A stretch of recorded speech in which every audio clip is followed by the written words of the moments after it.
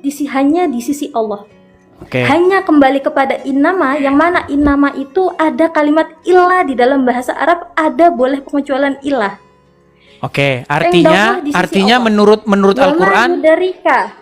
Oke. Wa ma- Menurut Al-Qur'an siapa Wa ma yudarika, pengetahuan maka- tentang hari kiamat itu siapa yang tahu?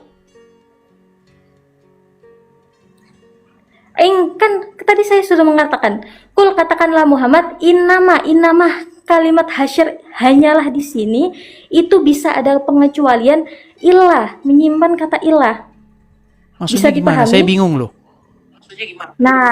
Nah itulah. Oke, yang saya coba gini ingin saja biar sampaikan bahwa kenapa? biar mudah. Gimana kalau Anda terjemahkan? Karena saya bingung pengetahuan gimana ilah saya nggak ngerti. Coba terjemahkan aja gimana bunyinya. Terjemahkan, iya saya terjemahkan ini ya. Yas'aluka, dia orang-orang Bukan itu bahasa bertanya Indonesianya aja, jangan kepada- dicampur-campur biar orang nggak bingung. Langsung bahasa Indonesianya gimana artinya? Oh enggak, kalau ini kenapa kita itu selalu merujuk kepada bahasa Arab? Karena bahasa Indonesia itu terlalu sedikit untuk Oke, memaknai, berarti ini makanya terjemahnya ada namanya salah. Tafsir. Bukan salah. Saya tidak mengatakan salah. Oke, Saya berarti tidak mengatakan salah, terjemahannya tapi gini. ada maknanya Manusia di dalam. bertanya Oke, kepadamu tentang hari kiamat. Katakanlah. Oke, berarti Muhammad disuruh berbicara, betul? Katakanlah Muhammad. Oke. Katakanlah ilmu tentang hari kiamat itu hanya di sisi Allah. Dan tahukah engkau boleh jadi kiamat Hanya. itu sudah dekat waktunya, betul? Oke, sebentar. Innama hanya itu bahasa Arabnya innama. Nah, innama itu di dalam bahasa Arab kalimat hasyr itu menyimpan ilah atau pengecualian. Bisa dipahami di sini? Maksudnya gimana? Bisa dipahami? Oke, saya bahas lagi. Kalimat innama atau hanya kalimat hasyr, huruf hasyr innama di dalam bahasa Arab itu menyimpan kalimat ilah, adanya pengecualian. Boleh adanya pengecualian. Maka Allah mengatakan di sini, kul Muhammad katakanlah, innama indallah, hanya di sisi Allah, hanya tidak serta merta bahwa Nabi Muhammad tidak diberikan sama Allah sedikit pun pengetahuan, tidak. Karena Allah hanya mengatakan innama. Oke. Innama memiliki Yang disuruh, hanya di sisi yang Allah. disuruhkan Maknanya. Muhammad suruh bicara apa?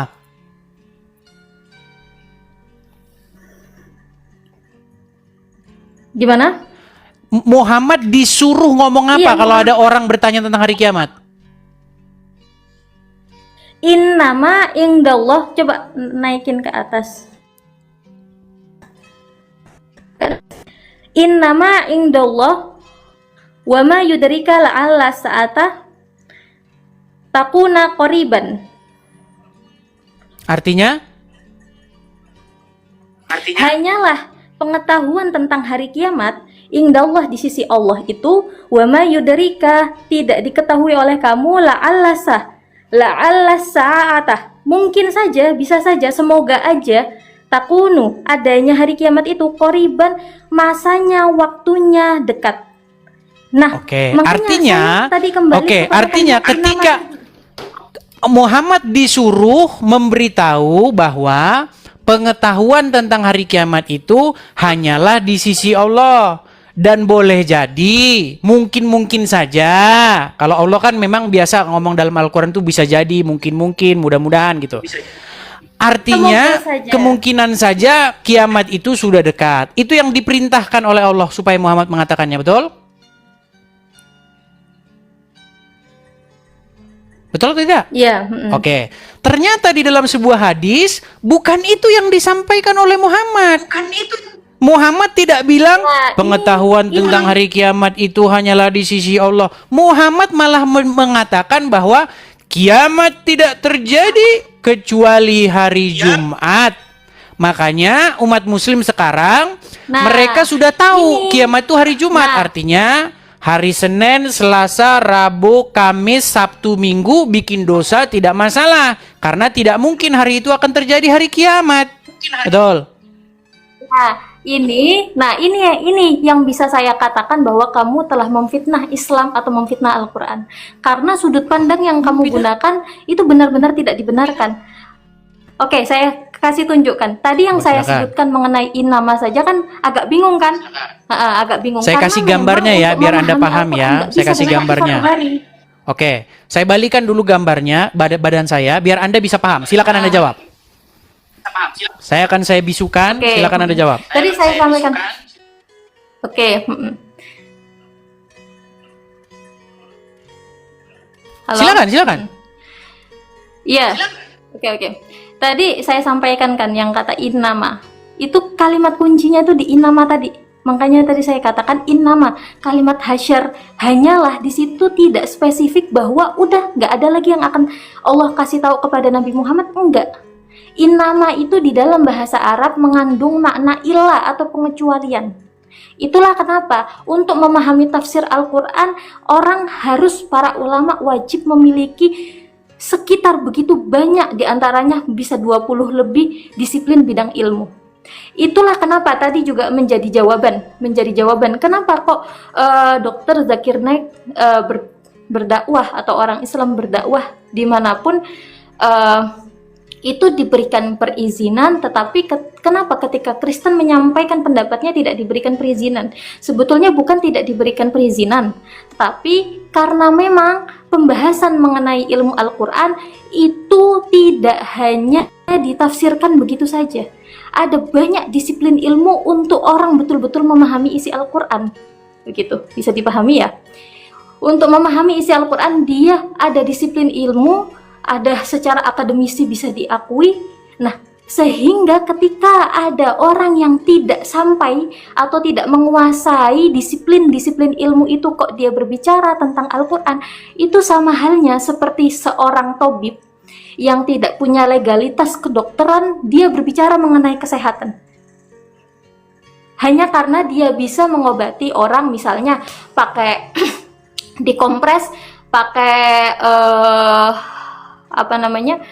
pakai kain dikompres, ternyata sembuh. Akhirnya dia anggap semua penyakit yang panas bisa dia sembuhkan pakai kain, gitu kan. Nah, ketika dia mengemukakan di depan orang banyak tentang keahliannya, itu jelas akan dicekal oleh orang banyak. Siapa yang mencekal? Para dokter yang sudah memiliki legalitas disiplin ilmu itu. Begitu juga di dalam keislaman. Kenapa orang yang berbicara tentang Al-Quran atau tentang Islam, ketika dia tidak memiliki beberapa banyak disiplin ilmu di dalam Islam, dia dicekal atau tidak diperbolehkan? Bukan karena untuk tunduk kepada Al-Quran, tapi dia bukan tempatnya, dia tidak memiliki legalitas tentang itu. Begitu, bisa dipahami ya? Itu ada kaitannya tadi yang tentang Dr. Zakir Naik, kenapa sebentar ada kaitannya dengan Dr. Zakir Naik, kenapa diperbolehkan itu. Kedua, yang ketiga tadi mengenai as-somat yang kamu katakan di surat Al-Ikhlas tidak ada artinya, tidak ada maknanya, begitu ya. Kalau kamu mencari di dalam Al-Quran kalimat di kamus bahasa Arab al-somat, tentu kamu nggak akan ketemu artinya. Karena al-somat itu sudah perpindahan wazan, perpindahan kalimat atau bahasa. Nah, ini kan kalau orang awam akan bingung. Saya yakin kamu akan merasa agak bingung atau apa maksudnya begitu kan. Itulah kenapa. Apa arti somat? Nah, al-as-somadu ini ada kaitannya. Ini al-as-somadu itu kaitannya adalah berbicara tentang sifat Allah yang maha. Bukan artinya, bergantung. Definisinya somat itu apa? Kenapa? Gimana? Arti daripada somat itu apa? Nah, ini as-somadu itu kalimat sifatnya Allah, sifatnya Allah yang mengandung arti makna yang maha menggantung. Tempat orang semuanya bergantung kepada Allah. Bisa dipahami? Arti somat artinya gantung. Jadi kalau tidak ada maknanya. Bukan. Sifat. Bisa dipahami sifat. Oke, saya kasih gambaran. Bukan, bahasa Indonesianya somat apa? Kan makanya tadi saya bilang, ini kamu pahami dulu ya bahasa saya ya, kalimat saya. Di dalam bahasa Arab ada namanya perpindahan wazan, perpindahan kalimat. Bisa dipahami? Ada namanya perpindahan kalimat. Nah, ketika kalimat itu berubah menjadi isim sifat, ada alif lam di situ, itu maknanya sudah beda. Jadi kalau makanya tadi tak saya bilang kenapa Allah kok menurunkan Al-Quran terakhir itu dalam bahasa Arab, bukan bahasa yang lain-lain. Karena memang di bahasa Arab itu punya keistimewaan menyimpan begitu banyak. Satu kalimat di dalam bahasa Arab itu punya banyak gudang makna. Itu kenapa Al-Quran diturunkan dalam bahasa Arab, karena maknanya sangat luas, yang sampai di dalam bahasa Indonesia sendiri tidak bisa mencangkup maknanya yang ada di dalam Oh, Al-Quran. berarti artinya dikarang-karang sendiri. Bukan dikarang sendiri. Saya kasih paham, saya kasih perumpamaan seperti ini. Kamu tahu bahasa Jawa? Bahasa Jawa itu ada yang misalnya kamu gitu ya. Baik, Kamu kalau saya kepada tanggapi dulu orang sedikit yang ya. Sedikit saya tanggapi. biasa, ya sebentar. Sebentar. Kamu kalau bahasa sama sepantaran itu sampean ke yang lebih tua jenengan. Apakah artinya beda? Enggak, artinya enggak beda-beda. Baik. Tapi kenapa maknanya di dalam bahasa Jawa Baik. bisa berbeda mengenai rasanya? Nah, itulah di dalam bahasa Arab.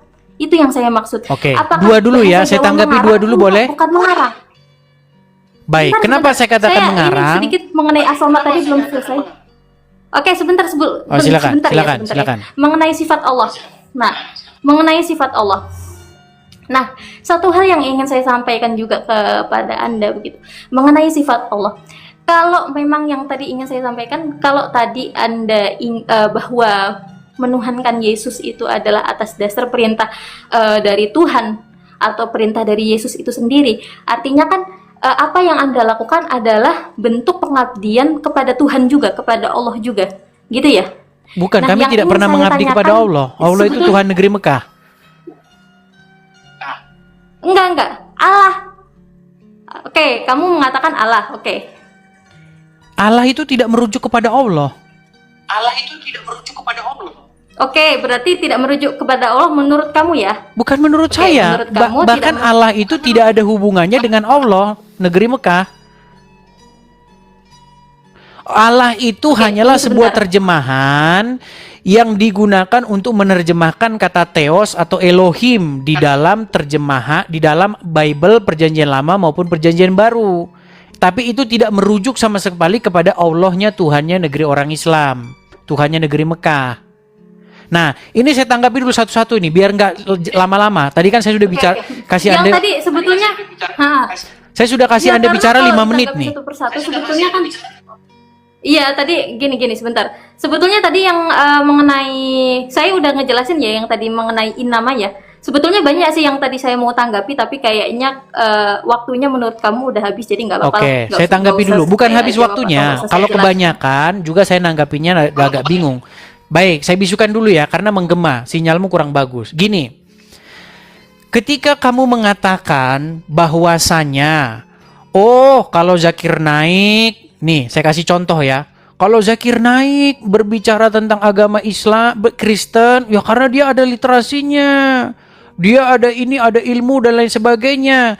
Nah, ini yang saya bilang kebenaran yang sifatnya subjektif dan ditentukan oleh umat muslim sendiri.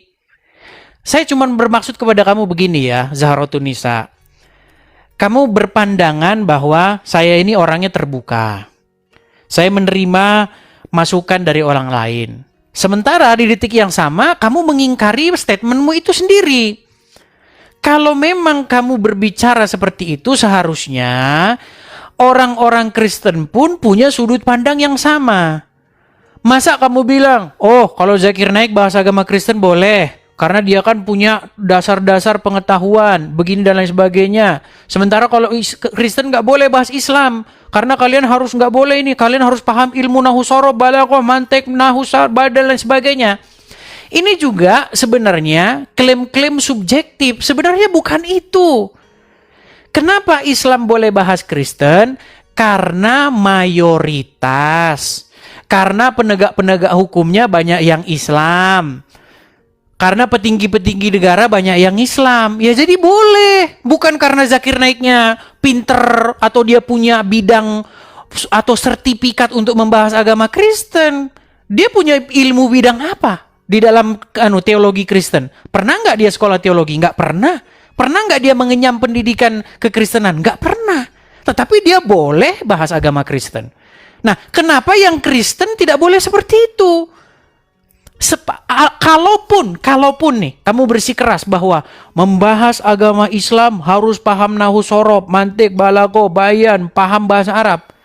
Saya cuma mau bilang begini, Zahratun Nisa, di dalam Al-Quran tidak pernah ada cara untuk memahami Al-Quran harus baca kitab tafsir, harus paham nahu sorob, balago, mantik, nggak pernah ada. Bahkan saya katakan, kalau ada orang Islam yang bisa membuktikan kepada saya cara memahami Al-Quran adalah dengan belajar buku-buku tafsir, saya terjun dari Monas. Cara memahami Al-Quran, kata Allah, belajar sama ahli kitab. Jika kamu ragu-ragu tentang apa yang kami wahyukan kepada kamu, maka tanyakanlah kepada orang-orang yang membaca kitab sebelummu. Itu kata Al-Quran. Nggak pernah Allah ngomong, maka belajarlah sama Ibnu Katsir. Nggak ada. Kemudian yang kedua, masalah somad.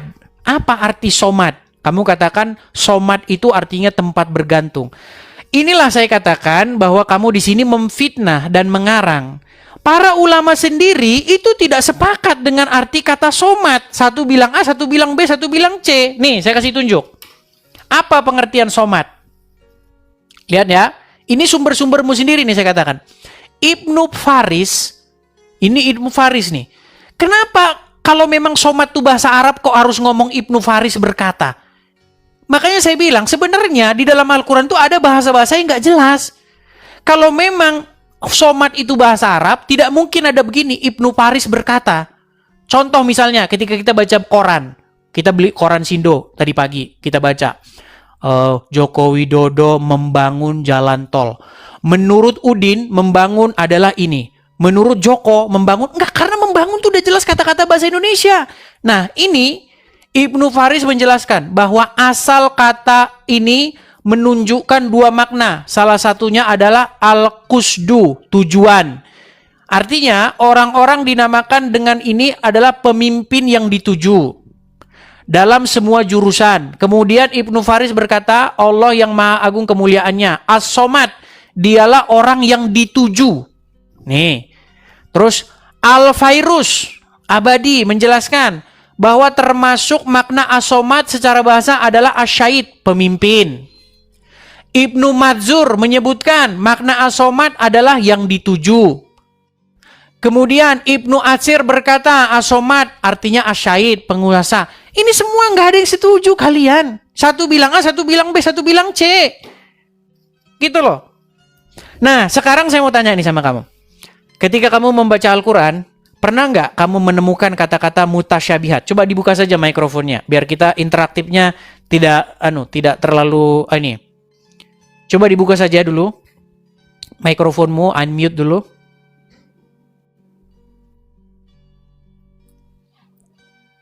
Di unmute dulu, buka dulu mikrofon.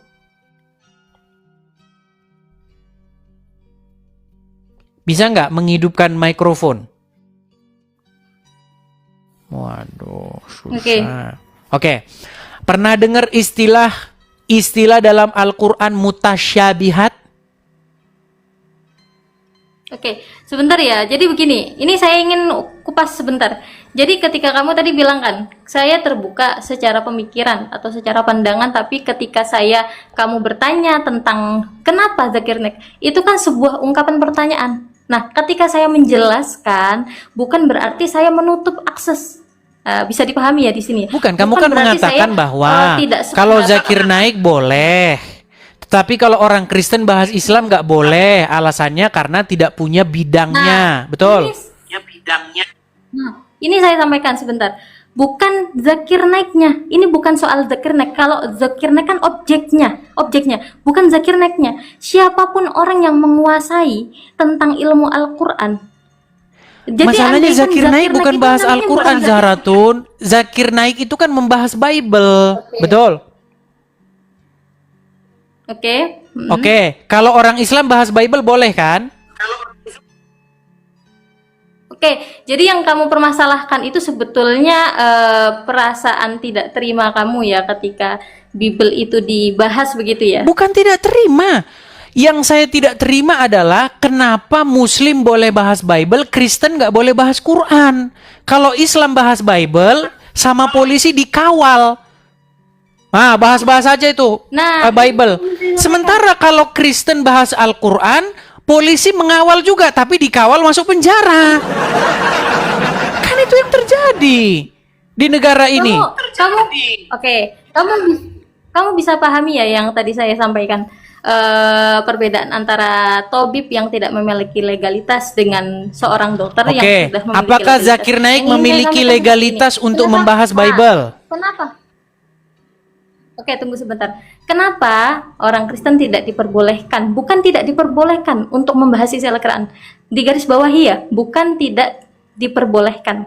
Tapi ketika dia membahas Al-Quran tidak sesuai dengan bahasanya, dengan isi Al-Quran itu sendiri, itu yang menjadikan seperti Oke, orang tidak yang sesuai bicara itu mengenai dalam kesehatan, sudut tapi pandangnya dia tidak siapa? Nah, ini yang tadi kamu tanyakan, apakah di dalam Al-Quran itu ada pembahasan mengenai kalau mau paham Al-Quran, pelajari ilmu nahwu, sorof, mantik, dan segala macamnya. Justru Allah mengatakan suruh manusia itu bertanya kepada ahli kitab. Benar kata-kata kamu tadi seperti Memang itu? ayatnya berbunyi seperti itu. Tanyakanlah kepada orang-orang yang Nah, membaca iya, kitab betul. sebelummu. Nah, ini ingin saya sampaikan seperti ini. Kenapa harus menguasai ilmu mantik? Kenapa harus menguasai? Siapa sih yang dimaksud ahli kitab di dalam Al-Quran itu? Orang-orang yang Pertanyaannya. membaca Taurat dan Injil. Nah, sekarang saya tanya, apa ya yang mana yang disebut Injil itu yang mana? Injil itu adalah yang ada di tangannya orang-orang Kristen.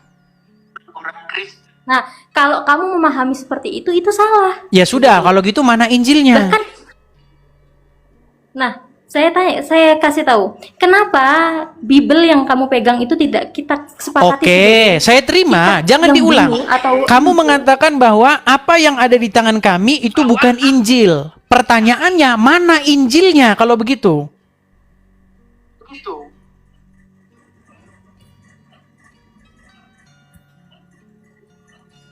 Terdiam kan? tunggu suaranya ini.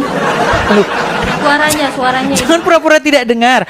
Kamu kan bilang, kamu salah. Ulangi, Yang dimaksud ulangi. Injil bukanlah yang ada di tanganmu itu. Matius, Markus, Lukas, Yohanes. Bukan itu, bukan itu. Nah, oke lah, bukan itu. Mana Injilnya?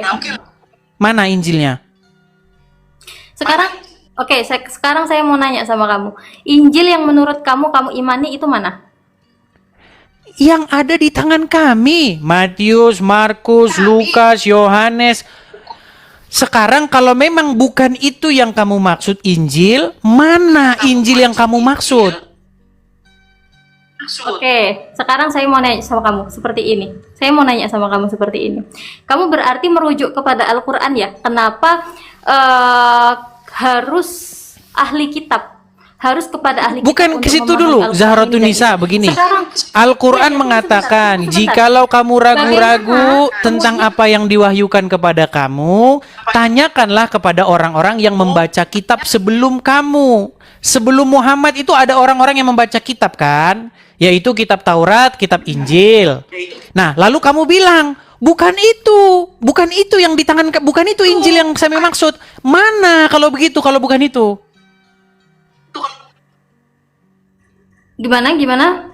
Kalau kamu Suaranya mengatakan putus-putus. bahwa yang di tangan kami ini bukan Injil yang dimaksudkan oleh Al-Quran, apakah Al-Quran sedang merujuk kepada Injil hayalan? Dengarkan saya mau sampaikan sama kamu. Sebelum Nabi Muhammad itu diutus sempurna, Al-Quran itu diturunkan, kamu tahu siapa yang mempercayai kenabiannya Muhammad terlebih dahulu? Kamu tahu? Menurut Siapa? literatur agama Islam, yang percaya bahkan yang mengangkat Muhammad sebagai nabi itu adalah Warokah bin Naufal. Oke, terus? Nah, menurut Warokah bin Naufal, kata dia, bahwa tanda kenabian itu adalah berupa tompel di punggung seseorang. Makanya ini tompel ini sebentar. Sebetulnya banyak sekali kalimat yang sebetulnya salah. Saya katakan salah ya yang kamu maknai, tapi saya nggak jelaskan di sini gitu karena kalau saya jelaskan juga pasti kamu akan bingung. Oke, gitu, menurut Warokah bin Nawfal tanda Jadi kenabian saya itu nggak apa? menjelaskan. Menurut Warokah bin Nawfal apa yang tanda tadi? kenabian yang terdapat dalam Taurat dan Injil itu apa? Apa? Menurut Warokah bin Nawfal tanda kenabian itu adalah berupa di sini ada sebuah tompel. Terus? Sementara di Quran, di dalam Taurat atau Injil manapun tidak pernah ada tanda kenabian berupa tompel. Makanya saya bilang Warokah itu tiada lain tiada bukan karang-karangannya orang Islam sendiri. Kalau memang apakah kita sedang berbicara mengenai Taurat dan Injil yang exist, yang ada? Gini, kita sedang membicarakan Taurat dan Injil yang halu atau yang ada? Oke, tunggu sebentar. Kamu ketika membahas mengenai kembali kepada ahli kitab kan berarti kamu rujukannya kepada Al-Qur'an ya? Rujukan kamu berarti Al-Qur'an. Tapi bagaimana dengan Al-Qur'an yang mengatakan Allah bukan salah satu di antara tiga? Dan itu kenapa tidak pernah dijadikan Baik.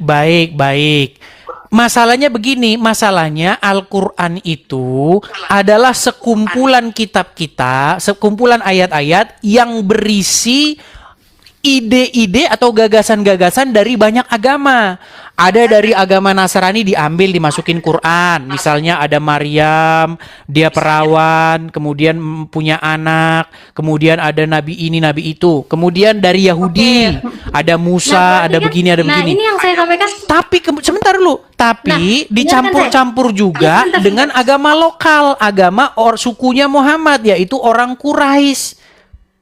Nah, makanya tidak semua isi di dalam Al-Quran itu adalah kebenaran. Tetapi ada isinya yang dicomot-comot, yang diambil-ambil dari kitab agama lain. Nah, itulah yang saya bilangkan kepada kamu sekarang. Nah, mengenai Allah tidak salah satu dari yang ketiga, salisun salasa itu, mengenai Allah itu bukan satu daripada yang tiga, itu merujuk kepada agama orang-orang Quraisy. Bahwasanya Allah itu bukanlah termasuk daripada Al-Lata dan Al-Uzza dan Al-Manat. Itu mengkritik agama orang-orang Quraisy.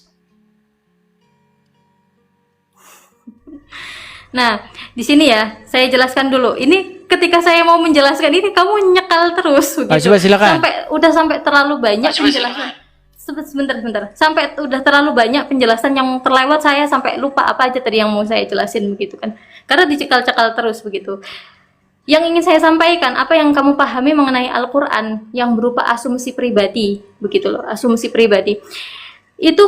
Hal itulah yang menjadikan kenapa pembahasan mengenai Kristen untuk mengomentari Al-Qur'an, kamu mengatakan bahwa itu adalah campuran kitab-kitab orang terdahulu dan segala macamnya, seperti itu dan seperti ini begitu.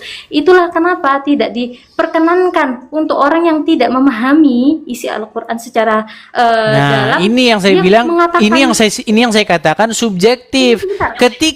Ketika saya mengatakan isi Al-Qur'an, kemudian kamu tidak bisa menjawabnya, lalu kamu katakan, makanya orang Kristen nggak boleh bahas Quran. Ini kan jawaban putus asa. Kamu tidak memberikan jawaban, tetapi kamu malah curhat. Orang Kristen nggak boleh bahas Islam karena nggak paham nausorob, nggak paham balaghah, nggak paham mantik. Ini kan jawaban-jawaban yang nggak menjawab esensi pertanyaan. Inilah sejak awal saya sudah mengatakan kepada kamu, kita secara terbuka berbicara secara damai dan ini dan itu. Nah, ketika saya ingin menjelaskan kamu cekal. Oke, silakan coba. Apa maksudnya kamu, Allah bukan salah satu dari yang tiga? Saya mau menjelaskan. Nah, tunggu sebentar. Begitu banyak nih, kayak tadi ketika saya menjelaskan tentang bahasa Arab, ilmu mantik ini dan itu belum selesai begitu kan. Saya paham kamu tidak bingung memahami itu gitu kan. Bukan saya tidak paham, Zahratunisa. Kamu mencekal kamu sendiri menjelaskan penjelasan yang berbeda dengan ulama kamu. Mengenai kata as-somad tadi saja, kamu bilang tempat bergantung. Sementara di dalam penjelasan yang lain bukan tempat bergantung, tetapi tempat tujuan. Kan udah beda. Begini. Nih, saya kasih tahu ya sama kamu ya. Yang tadi ketika saya maknain nama itu saya jelaskan seperti kamu.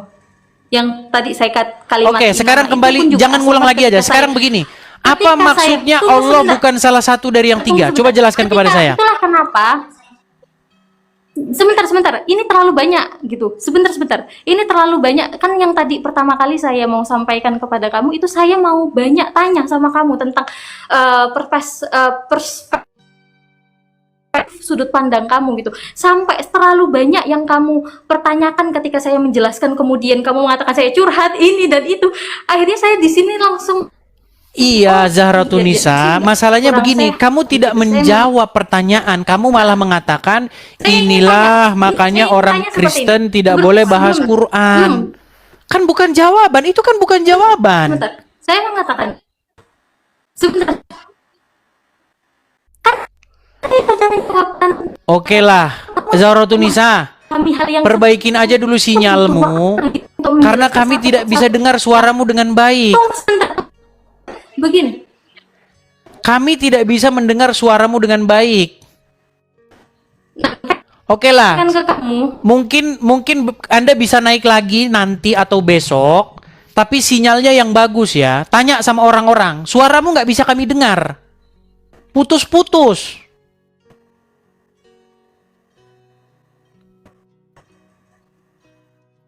Oke lah, macet-macet. Oke, Anissa, Zahratunisa saya turunkan dulu ya, maaf ya. Nanti kita bisa lanjut lagi. Aduh. Ya teman-teman ya, pastikan kalau teman-teman mau naik, sinyalnya itu yang bagus gitu loh. Biar apa? Biar komunikasi kita itu tidak terganggu ya. Ayo silakan, ini tumben saya siaran ini sampai malam, sampai setengah 1 malam. Sampai hampir jam 1. Oke, kita kasih naik ada Vira Amelia Marbun. Oke. Vira Amelia. Iya, selamat malam Vira Amelia. Vira Amelia. Ini on cam nggak? Ya. Ya, silakan nyalakan kamera. Vira Amelia Marbun, apakah Anda Muslim ataukah Kristen? Kristen, Bang. Oke, silakan apa yang mau Anda sampaikan? Kenapa Anda naik ke sini? Nyalakan kamera dulu. Lagi nggak apa pula, Bang. Nggak bisa, nggak on cam ya? Oke, baik ya, kita turunkan. Mohon maaf ya, mungkin dia orang baru datang ke sini ya. Teman-teman sekalian, saya kasih tahu ya teman-teman. Kalau teman-teman naik ke sini, maka teman-teman itu harus menyalakan kamera, terus jelas. Anda itu mau ke sini tuh harus jelas gitu loh. Jangan bingung sendiri, Anda ngapain mau bingung gitu.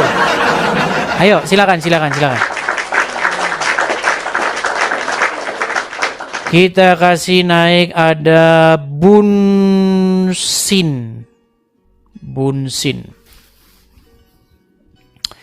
Ya, silakan Bunsin. Iya, ditanya Injilnya kemana? Oke lah, Injil yang di tangan orang Kristen bukan Injil. Terus mana Injilnya? Ya kagak ada, makanya. Ada yang disebut dengan Islamic Dilemma. Islamic Dilemma itu adalah Quran menyuruh beriman kepada Injil, tapi orang Islam mengatakan Injil dipalsukan. Itu yang disebut dengan Islamic Dilemma. Jadi Quran menyuruh beriman kepada kitab yang dipalsukan. Coba silakan, Bunsin, nyalakan kamera. Oke, nampaknya dia udah tidur, teman-teman. Kita turunkan. Gimana teman-teman, nampaknya kita rehat ya, karena udah di Indonesia udah jam 1. Kalau di sini teman-teman malah matahari malah sudah mulai terbit nih, lihat ya. Nah, tuh ya kan. Nah. Oke, mungkin kita rehat ya teman-teman ya, karena teman-teman juga udah pada jam 1 malam ya. Yang untuk di Indonesia saya kasihan juga udah pada waktunya istirahat lah.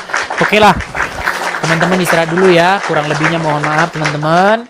Ya inilah yang saya lakukan, memberitakan kepada orang-orang muslim, walaupun banyak yang bebal, tetapi jangan lupa juga teman-teman, ada juga orang-orang muslim yang terbuka pintu hatinya, ada juga orang-orang muslim yang menerima kebenaran, ya sekalipun tidak semua dari mereka itu berani speak up, berbicara, tapi percayalah teman-teman, ketika kita beritakan, maka cepat atau lambat mereka sendiri akan berpikir, ya. Kalaupun hari ini mereka masih berkeras, mengeyel, ya nanti di perjalanannya waktu mereka akan menerima kebenaran tersebut.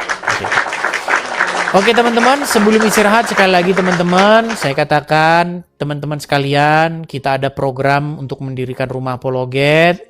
Bagi teman-teman yang tergerak hatinya ingin mensupport pendirian rumah apologet, teman-teman bisa berpartisipasi, ikut serta dalam pembangunan rumah apologet kita ini teman-teman. Kalau teman-teman mau berkolekte, teman-teman bisa berkolekte seperti yang ada tertera di layar. Silakan tangkap layarnya, screenshot layarnya. Nanti kalau teman-teman ada berkat berlebih, bisa support di situ supaya tidak hilang. Kalau sudah ditangkap layarnya, tidak hilang. Dan teman-teman yang nonton di YouTube juga ada tulisan berjalan itu, ada Zelle, ada PayPal.